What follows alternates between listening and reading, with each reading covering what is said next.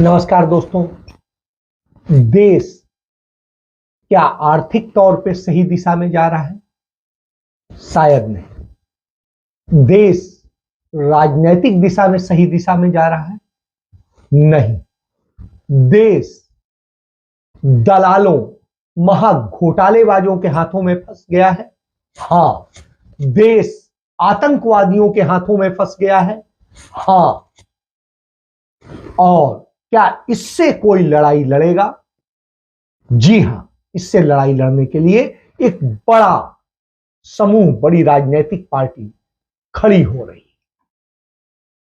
मैं जब इन पर बात करता हूं तो इन सब के पीछे तथ्य होते हैं। सबसे पहले हम उसकी बात करें जो देश के लिए एक बड़ा खतरा है, और वो खतरा है देश में वह पूंजीवाद, वो क्रोनी कैपिटलिज्म जो देश को लूट रहा है, बर्बाद कर रहा है। हो क्या रहा है? जब से नरेंद्र मोदी भारत के प्रधानमंत्री बने, अब उनका नाम नरेंद्र दामोदर दास मोदी हो या नरेंद्र गौतम दास मोदी, मुझे इससे कोई लेना देना नहीं। जो जिसको जो कहना है कहे, लेकिन मैं उन्हें नरेंद्र मोदी ही कहता हूं। तो साहब, नरेंद्र मोदी जब से बने तो उन्होंने एक शब्द कहा था कि गुजराती के खून में व्यापार होता है। हां, उन्होंने देश के प्रधानमंत्री की कुर्सी पर बैठकर व्यापार किया है, देश को बेचा है, देश की संस्थाओं को बेचा है, देश के संपत्तियों को, पूंजी को बेचा है और देश को कंगाल किया है। जब मैं कहता हूं तो आंकड़े बताता हूं। हिंदुस्तान के अंदर चंद पूंजीपतियों के हाथ में, आंकड़ों के मुताबिक 3% पूंजीपतियों के पास इस देश की 60% से अधिक की संपत्तियां पहुंच गई और देश का 60% आबादी जो सबसे ज्यादा टैक्स देती, उस आबादी को के पास में इस देश के एसेट का सिर्फ 3%, यानी 3% 60% से अधिक संपत्तियों के मालिक बन गए और वो टैक्स सबसे कम देते हैं। और जो सबसे गरीब वर्ग है, जिसके पास में सिर्फ 3% संपत्तियां हैं, वो सबसे ज्यादा टैक्स देता है, जिससे देश चलता है। तो ये गलत जो पेश की जाती है तस्वीर, जिसके जरिए बताया जाता है, इसीलिए इस सरकार ने एमएसएमई सेक्टर को बर्बाद कर दिया। सरकारी आंकड़े बताते हैं कि 73% एमएसएमई सेक्टर बर्बाद कर दिया गया, 90% स्टार्टअप फेल हो गए। और इन सब का फायदा किसको मिला? चंद पूंजीपतियों को। उनके हाथ में सब कुछ सौंप दिया गया। और मोदी राज में हुआ क्या है? इसकी टोपी उसका सर, यह कहावत हो रही। 8 साल में जिस तरीके से उन्होंने इसको किया है वो सामने आ रहा है। बैंकों से लोन लीजिए, लूटिए, अपनी पूंजी बनाइए और घाटा होने पे वही टोपी फिर से वापस सरकार को पहना दीजिए। इस सरकार ने उसके लिए एनसीएलटी बना के किस तरीके से पूरा मदद की है, तो इससे आप समझ सकते हैं। और हिंडनबर्ग की रिपोर्ट में इस कारपोरेट के खेल का पूरा खुलासा है और बहुत कुछ उसमें। इसीलिए सरकार नहीं चाहती कि सुप्रीम कोर्ट उस रिपोर्ट को अपने कॉग्निजेंस में ले और उस पर बात करे। आपने अदानी का देख लिया, इसके अलावा तमाम देख लिया। अब एक वेदांता ग्रुप का मामला आ रहा है। अदानी सेठ की तरह वेदांता ग्रुप भी एक डूबती नाव है, उस पर $7.7 बिलियन का कर्ज है। और बीते दिनों जब S&P ने कंपनी की माली हालत पर चिंता जताई तो वेदांता ने फट से झूठ बोला कि पिछले 11 माह में कंपनी ने $2.2 बिलियन का लोन चुकाया है, जबकि ऐसा नहीं हुआ। तो आप ये समझिए, वेदांता अफ्रीका में तांबे की एक खदान को बेचना चाहती है। उसने मोदी सरकार से खरीदे हिंदुस्तान जिंक को टोपी पहनाने की सोची और $2.2 बिलियन में खदान को खरीदने का दबाव डाला। समझ सकते हैं।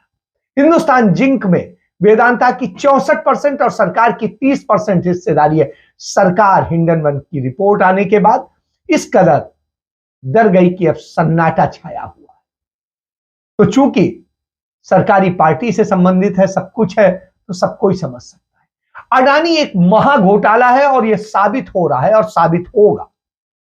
तो आपको बता दें किस तरीके से अनिल अंबानी ने IL&FS दीवान फाइनेंसिंग जो है, हाउसिंग फाइनेंस, DHLF जिसे कहते हैं, SREI इंफ्रास्ट्रक्चर वगैरह आज में मोदी ने घोटाले किए और इसमें एम्प्लॉय प्रोविडेंट फंड जिसे EPF कहते हैं, pension fund, gratuity fund, retirement trust वगैरह का पैसा 50,000 करोड़ रुपया इसमें डाला था जो डूब गया क्योंकि ये दिवालिया हो। खेल समझिए, इन्हें पहले लोन दिया गया, लोन के जरिए खड़ा किया गया और फिर वो हुआ, फिर हमारे प्रोविडेंट का पैसा इनके में निवेश किया गया और ये अपना लेके पैसा गायब हो गए और इसके बाद में कहा कि नहीं साहब हमें दिवालिया घोषित, और दिवालिया घोषित होने के बाद में सरकार को टोपी पहनाई, और उस सरकार को नहीं, वो आपको टोपी पहनाई, क्योंकि आने वाले वक्त में उसका नुकसान आपको होगा। इसीलिए आपको याद होगा प्रोविडेंट फंड का भी ब्याज कम किया था मोदी सरकार। तो आप समझिए, इस पर तफसील से सारी चीजें जानने की जरूरत है कि किस तरीके से मोदी सरकार ने ये सारे खेल किए और इन घोटालों में गुजरात, मध्य प्रदेश, उत्तर प्रदेश, कर्नाटक, महाराष्ट्र, जहां जहां बीजेपी राज्य हैं, उन सब में इसी तरीके के खेल हुए। तो ये एक खेल नहीं। तो आप इससे समझ सकते हैं कि किस तरीके से मोदी सरकार सारी चीजों को कर रही है और किस तरीके से लूट का एक पूरा तंत्र खड़ा हुआ है। तो ये सारी चीजें अचानक नहीं, ये भयानक पूंजीवाद का रूप जो आपको बर्बाद करने के लिए है, जो भारत में एक तरह से बिल्कुल काबिज होने के लिए आ गया है, और इससे आप समझ सकते हैं। तो इस तरीके से प्रधानमंत्री बनने के बाद मोदी ने अडानी सेठ के लिए 20,000 करोड़ रुपए का बेसिन, जो केजी बेसिन घोटाला है, वो किया है। और इस केजी बेसिन घोटाले को आपको समझने की जरूरत है, 20,000 करोड़ का। और इसके अलावा आपने देखा गंगा सफाई और दूसरे तमाम सारे नाम पर किस तरीके से अडानी को सपोर्ट किया गया। तो आप ये समझिए, नतीजा ये है, अडानी तो तीसरे नंबर से या दूसरे, कभी 2 पे भी आए थे, फिर 3 पे आए थे, फिर 2 पे आए थे, फिर 3 पे आए थे, तो 3 नंबर से अब 33वें नंबर पे पहुंच गए। अडानी कहीं पहुंचे ना पहुंचे कोई फर्क नहीं पड़ता, लेकिन ये देश तो बचना चाहिए। और जो उन्होंने देश के अंदर लूट की है, उस लूट में किस तरीके से साथ दिया है अडानी सेठ का इस भारत सरकार ने, किस तरीके से। और इसको आप देखिए, ग्रीनफील्ड कॉपर प्रोजेक्ट जो आप देख लीजिए, उसमें किस तरीके से अडानी सेठ ने खेल किया है। और यही वजह है कि ग्रीन एनर्जी करके नरेंद्र मोदी बार बार चिल्ला रहे हैं। क्यों? क्योंकि उसके नाम पे भी लूट करने का सब कुछ किया गया है। इसके अलावा आपने देखा कि किस तरीके से अडानी के गिरने के कारण जो LIC ने अपना पैसा उसमें लगाया था, वो पैसा मूलधन भी चला गया, तो मूलधन भी डूबने लगा और 50,000 करोड़ से अधिक का नुकसान LIC जो है उठा चुका है अडानी के कारण, 50,000 करोड़ से। तो जो उसके पास प्रॉफिट के साथ में था वो तो डूबा ही, और जो उसका अपना मूलधन था वो भी डूब गया। तो इससे आप समझ सकते हैं कि अब किस तरीके से, और LIC में नरेंद्र मोदी का पैसा है या आपका है, ये आप खुद सोचें। तो इस तरह से खेल हो रहा है, और जब ये खेल हो रहा हो तो निश्चित रूप से चिंता की स्थिति हो। इसके बाद में दूसरी बात हम करते हैं। दूसरी बात क्या है? दूसरी बात वही है कि जो पंजाब में हो रहा है, जो तमाम और राज्यों में हो रहा है, और भाजपा ही शासित राज्य आपस में गोलियां चलाते, सीमाओं पे विवाद होता है। ऐसे होता है जैसे भारत पाकिस्तान की लड़ाई हो रही हो, आपने कर्नाटका और महाराष्ट्र का ये लड़ाई देखी, आपने असम और मेघालय की, मिजोरम की लड़ाई देखी। तो इस तरह की स्थितियां हैं। और ये स्थितियां किस तरह से, तो वही स्थिति है आज पंजाब में क्या हो रहा है, कितना भयंकर स्थिति है, भयावह स्थिति है, उसको आप समझिए।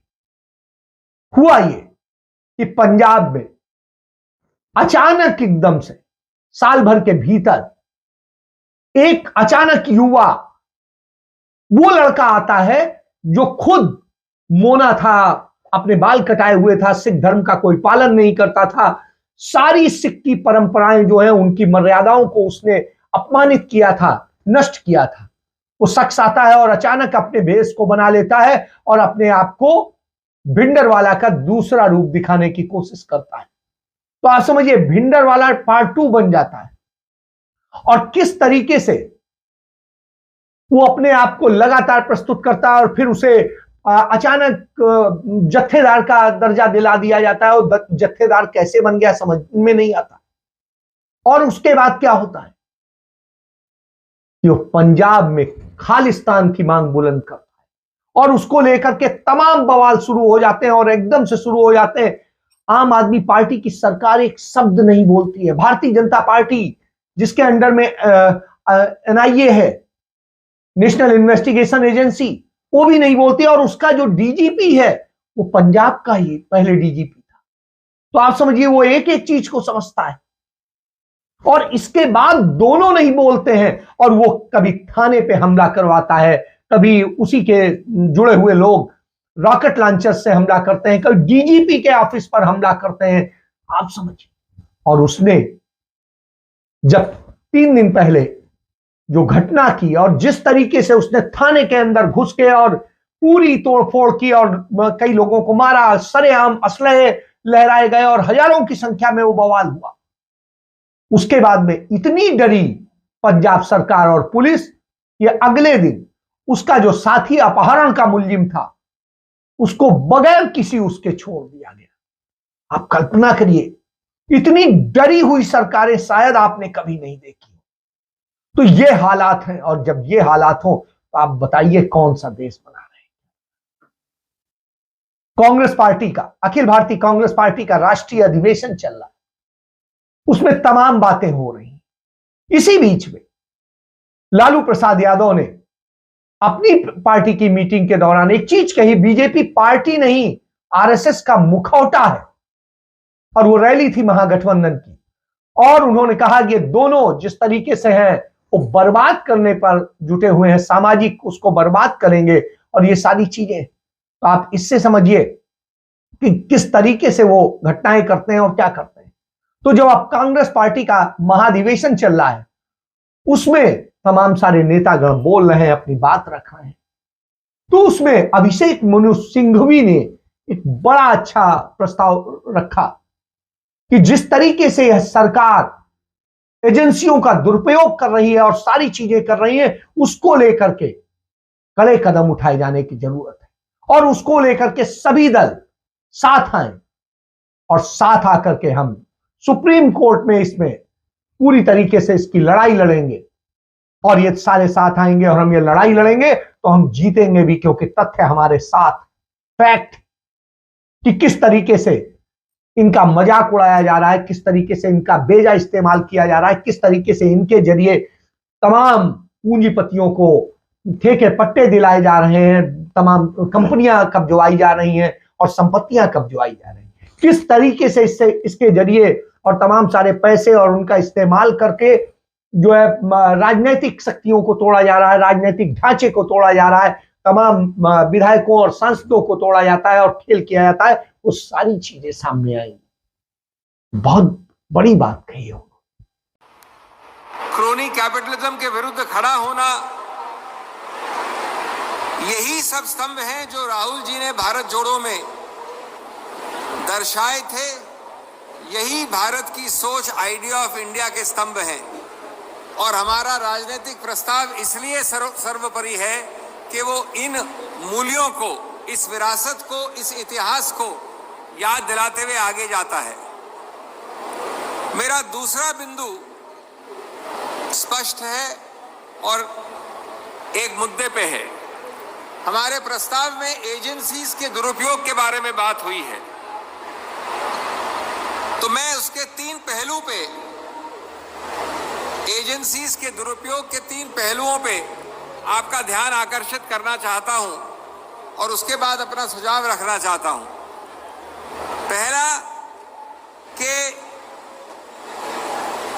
2014 के बाद सैकड़ों प्रतिशत ईडी, आईटी, सीबीआई इत्यादि अनेक एजेंसीज का दुरुपयोग बढ़ा है।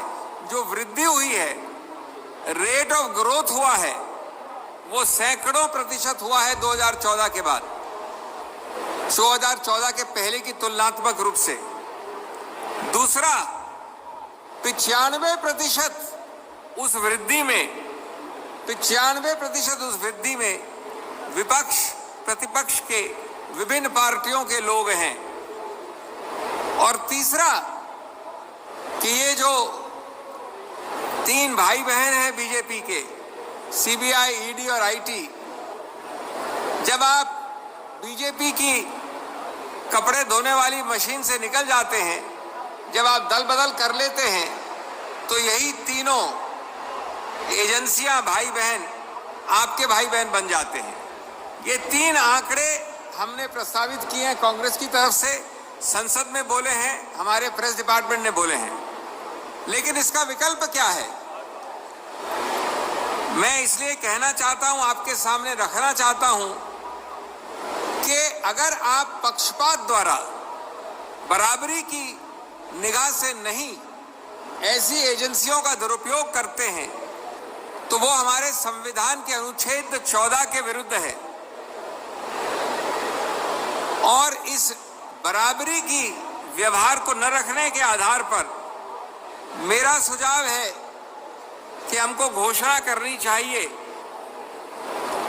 बाद के राजनीतिक गठबंधन बाद में बनेंगे, लेकिन कम से कम ये संवैधानिक और कानूनी गठबंधन अभी बन जाना चाहिए कि सामूहिक रूप से इस देश की जो भी प्रमुख 15 पार्टियां हैं, वो एक साथ मिलकर उच्चतम न्यायालय में याचिका करेंगी कि अगर आप बराबरी का उपयोग या जो बराबरी का व्यवहार नहीं करते हैं इस एजेंसीज के विषय में, तो वो हमारे संवैधानिक मूल ढांचे का उल्लंघन है, बेसिक स्ट्रक्चर का उल्लंघन है।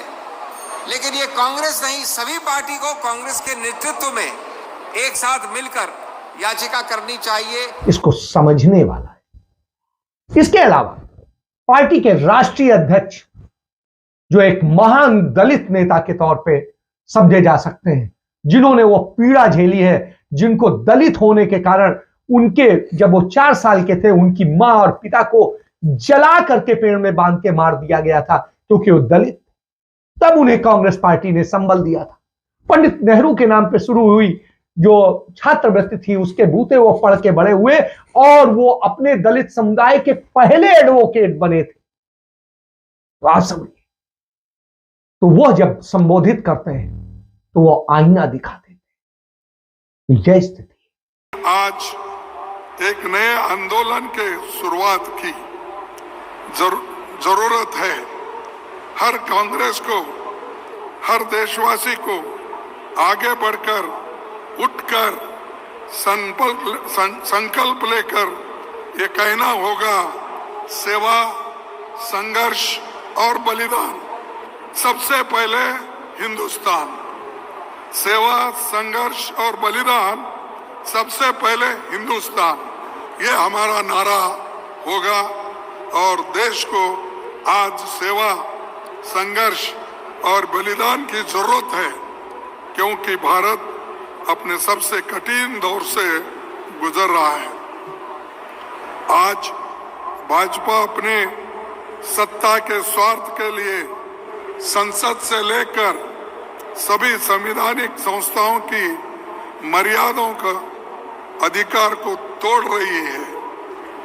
भयंकर रोजगारी युवाओं के भविष्य को अंधेरे में धकेला जा रहा है। कमर तोड़ महंगाई से जनता के घर के बजट बिगड़ गया है। नोटबंदी और गलत जीएसटी से छोटे कारोबार एमएसएमई को बर्बाद कर दिया है। फसल की कीमत न देकर किसानों की आमदनी को खत्म कर दिया है। नफरत के माहौल में देश के सामाजिक माहौल बिगाड़ दिया है। और यही नहीं, ईडी, सीबीआई, इनकम टैक्स, सारे एजेंसीज को चुनी हुई सरकारों को गिराया जा रहा है। इसके अलावा भी तमाम नेताओं ने अपनी अपनी बातें रखी और इसमें सबसे अच्छी बात है कि सब लड़ने को तैयार है इंसाफ के लिए, और जब सब इंसाफ के लिए तैयार हो तो उस वक्त आते। श्रीमती सोनिया गांधी ने भी संबोधित किया। श्रीमती सोनिया गांधी को एक त्याग की मूर्ति कहा जा सकता है, क्योंकि उन्होंने एक बार नहीं 3 बार प्रधानमंत्री पद की कुर्सी छोड़ी। 1991, 2004, 2009।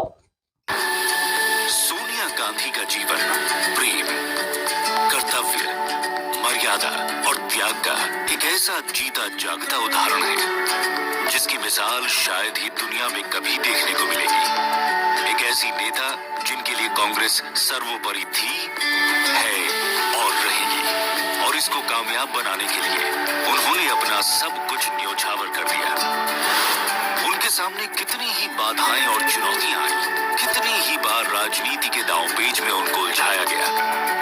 हम दोबारा बातचीत करेंगे उन लोगों के साथ, पर हर चुनौती का उन्होंने डट कर सामना किया और कामयाब रहे। कांग्रेस के मुश्किल समय में न सिर्फ सोनिया गांधी ने अपने ही दम पर कांग्रेस जन का मुकद्दर बदला, बल्कि उन तमाम भारतवासियों का, चाहे वो किसी भी प्रांत, जाति या धर्म के हों, सोनिया गांधी ने 2 दशक तक कांग्रेस की बेमिसाल तरीके से कमान संभाली। सोनिया जी ने उस समय कांग्रेस की जिम्मेवारी ली जब कांग्रेस की प्रतिष्ठा पर मानो एक ग्रहण लगा हुआ था। चारों तरफ से कांग्रेस की पहचान और आदर्शों पर प्रहार हो रहा था। सभी चुनौतियों का सामना करते हुए उन्होंने नामुमकिन को मुमकिन कर दिया। लोकसभा के चुनाव में 2 बार सोनिया गांधी ने लगातार जीत हासिल करवाई। ऐसी जीत जिसने विरोधियों को हिला कर रख दिया। वे सपने में भी नहीं सोच सकते थे कि कांग्रेस उनको पराजित कर देगी। वे तो इंडिया शाइनिंग के खोखले नारे ही दोहराते रह गए। ये जीत कांग्रेस के आदर्शों और उसूलों की थी, स्वतंत्रता सेनानियों द्वारा अपनाए आइडिया ऑफ इंडिया की थी, जिस पर आए दिन प्रहार हो रहा था। सोनिया गांधी को राजनीति में कोई दिलचस्पी नहीं थी, पर राजीव गांधी जी के जाने के कुछ वर्षों पश्चात जब पार्टी के लोगों ने उनसे आग्रह किया और उन्होंने पार्टी को काले बादलों में घिरा पाया, तब उन्होंने राजनीति में आना ही अपना फर्ज समझा। उनके लिए देश और पार्टी से बढ़कर कुछ नहीं है। जब से 1998 में सोनिया जी ने कांग्रेस की अध्यक्षता संभाली, तब से उन्होंने पीछे मुड़कर नहीं देखा। उसी साल दिल्ली, राजस्थान और मध्य प्रदेश में और बाद में 2004 के लोकसभा चुनावों में कांग्रेस ने जीत हासिल की।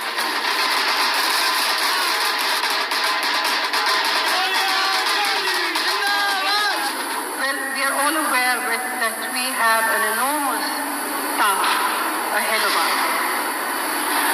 The way ahead is fraught with difficulties. The challenges are vast. Let us therefore not be complacent. Our party organization has to be infused with new energy and drive. 2004 में कांग्रेस संसदीय दल और यूपीए संसदीय दल की नेता बनने के पश्चात सोनिया गांधी को राष्ट्रपति द्वारा सरकार बनाने का निमंत्रण मिला। बीजेपी को पराजित करने के पश्चात और धर्मनिरपेक्ष पार्टियों को एकजुट करने के बाद ये स्वाभाविक था कि सोनिया गांधी ही प्रधानमंत्री के पद को सुशोभित करें। ये उनका हक था, पर ऐसा नहीं हुआ। मेरे सामने हमेशा स्पष्ट था कि अगर कभी ऐसी स्थिति पैदा हुई जैसी आज तो मैं अपनी आत्मा की आवाज के मुताबिक चलूंगी। आज मेरी अंतरात्मा मुझसे कह रही है कि मैं विनम्रता के साथ ये पद स्वीकार करने से मना करती हूं। और उनसे ही उनके एक पुत्र राहुल गांधी ने भी सीखा। जब सोनिया ने 2009 में मना किया तो 2009 में फिर राहुल गांधी को ऑफर किया गया और राहुल गांधी ने भी मना किया। यहां तो लोग छोटे छोटे से पदों के लिए मरने और मारने लगते हैं और उन्होंने देश के प्रधानमंत्री का चुना क्योंकि देश सर्वोपरि और यह सोच तो श्रीमती गांधी हो या कांग्रेस पार्टी, तो आज कांग्रेस पार्टी वह लड़ाई लड़ रही है क्योंकि राजनीतिक रूप से भी हमले हो रहे हैं, कानूनी रूप से भी हमले हो रहे हैं, आर्थिक रूप से भी हमले हो रहे हैं और समाज को भी तोड़ा जा रहा है, कहीं जात के नाम पे, कहीं धर्म के नाम पे, कहीं क्षेत्र के नाम पे। और इन सब के पीछे कौन है? जो इन सारी साजिशों का मुखिया है उसका नाम है नरेंद्र दामोदर दास मोदी। तो वो नरेंद्र मोदी इस सारी साजिश करता है और ऐसी स्थिति में ये लड़ाई लड़नी है तो बहुत सलीके से लड़नी हो, आपने देखा। लेकिन कांग्रेस ने लड़ने का फैसला किया है तो हर लोकतंत्र प्रेमी को यह सोचना होगा क्योंकि भविष्य और घर परिवार बच्चे सबके, यदि आपको भविष्य बचाना है तो आपको आना पड़ेगा। नहीं तो चाहे चुनाव आयोग हो, चाहे तमाम चीजें हो, हर जगह तो कब्जा हो रहा है, हर संस्था पे कब्जा हो रहा है, संविधान कानून की धज्जियां हो रही है। और इसका नतीजा क्या हो रहा है कि रोजगार खत्म हो रहे हैं देश में, महंगाई बढ़ रही है, सारी संपत्तियां बिक रही हैं, देश की सीमाओं पर चीन जैसे देश आके कब्जा कर लेते हैं। और हमारा विदेश मंत्री क्या कहता है कि चीन बड़ी महाशक्ति है, बड़ी वो है, पूंजी है, हम उससे कैसे लड़ सकते हैं, आप समझिए।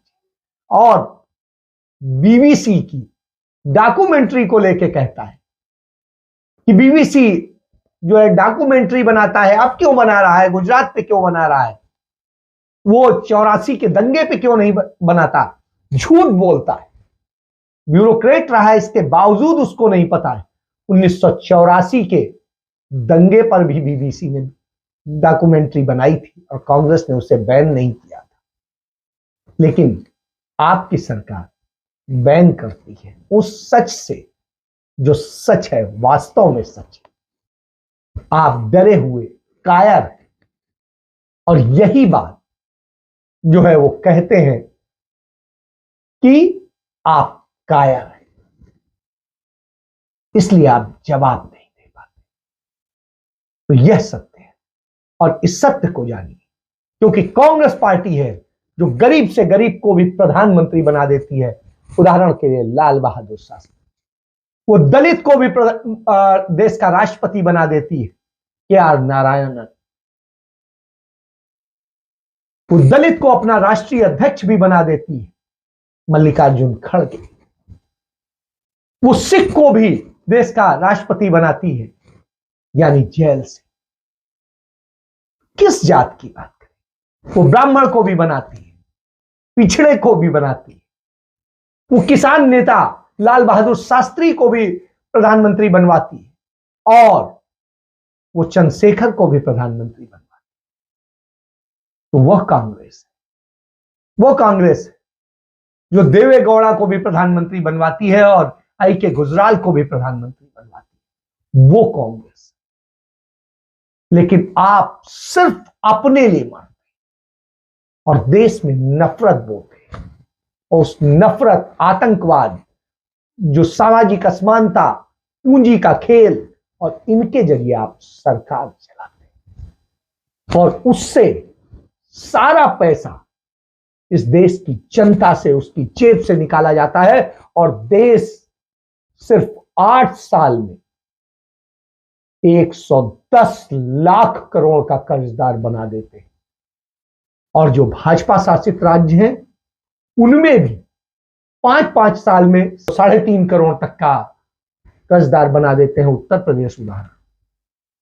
तो यह स्थिति, और जब यह स्थिति हो, सोचना पड़ता है कहां नहीं आप लूटते, आप मंदिर में भी लूटते। यह सत्य है। इस सत्य को जितनी जल्दी आप पहचानेंगे, आपका भविष्य, आपके बच्चों का भविष्य सबका बचेगा, अन्यथा आप बर्बादी आपकी तय है। इसके साथ अपनी बात समाप्त करता हूं। जय हिंद, जय भारत, वंदे मातरम।